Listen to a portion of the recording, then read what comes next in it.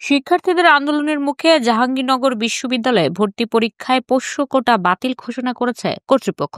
বুধবার মধ্যরাতে বিশ্ববিদ্যালয়ের রেজিস্ট্রার ভবনের সামনে আন্দোলনকারীদের উপস্থিতিতে পোষ্য কোটা বাতিলের ঘোষণা দেন বিশ্ববিদ্যালয়ের উপাচার্য অধ্যাপক কামরুল আহসান। তিনি বলেন, বিশ্ববিদ্যালয় কেন্দ্রীয় ভর্তি পরীক্ষায় পরিচালনা কমিটির জরুরি বৈঠকে পোষ্য কোটা সম্পূর্ণ বাতিলের সিদ্ধান্ত নেওয়া হয়েছে।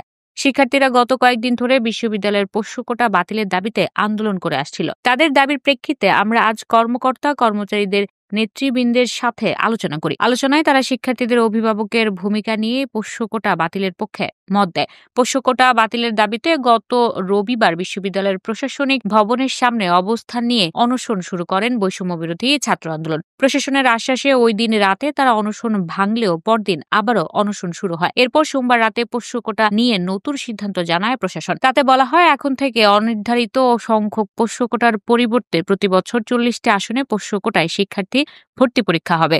কিন্তু কর্মকর্তা কর্মচারীদের দাবি তুলেন, আগের নিয়মেই পোষ্য কোটায় ভর্তি নিতে হবে। পোষ্য কোটা সংক্রান্ত সব শর্ত বাতিল এবং পুরনো নিয়ম বহালের দাবিতে লাগাতার কর্মবিরতির ঘোষণা দেয় বিশ্ববিদ্যালয়ের কর্মকর্তা কর্মচারীর ঐক্য পরিষদ।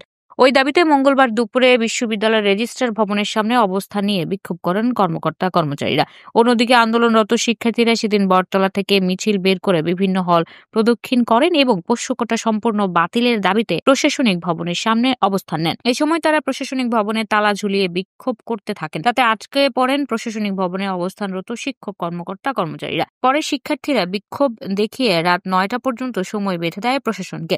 রাত 9টা থেকে তারা প্রশাসনিক ভবনে জড়ো হয়ে নানা ধরনের স্লোগান দিতে থাকেন। রাত 12টার পর বিশ্ববিদ্যালয়ের উপাচার্য সহ প্রশাসনিক কর্মকর্তারা উপস্থিত হয়ে কোটা বাতিলের সিদ্ধান্ত জানান।